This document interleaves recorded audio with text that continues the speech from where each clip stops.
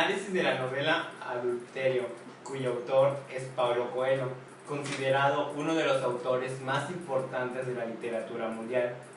El contexto de producción de esta novela fue que para escribir esta novela el autor preguntó a sus millones de admiradores en las redes sociales de qué le gustaría que tratase el libro, tal y como explica él mismo en un video que colocó en YouTube.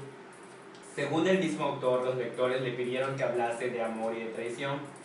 Pensando en ello, el autor llega a la conclusión de que el relato debía tratar sobre el adulterio, pero de una manera que rompiera con los prejuicios creados por la sociedad.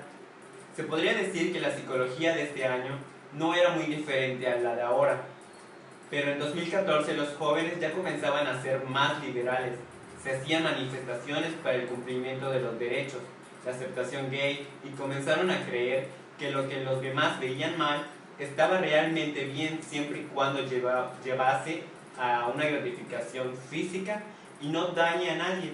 Y vaya que la traición en una relación no sería la excepción, aunque sería ilógico.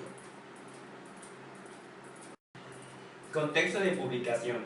Cuando el libro fue publicado en la versión portuguesa en abril de 2014 en Brasil, entró directamente a los primeros lugares de los más vendidos en la misma semana de su publicación.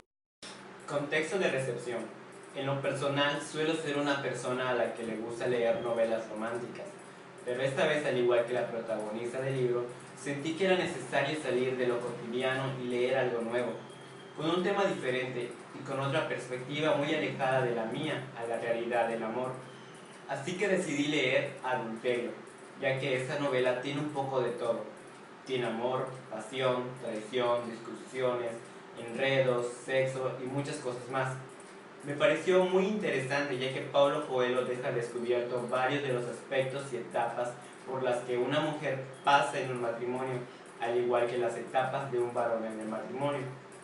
De este libro aprendí varias cosas, y entre ellas está el no creer en un amor eterno o en un vivieron felices por siempre, ya que el amor no es como los cuentos lo pintan, sino que en realidad el amor es como un campo de batalla en plena guerra, donde no sabes qué pasará, no sabes si morirás, si fallarás, si saldrás victorioso o simplemente desistirás en la batalla.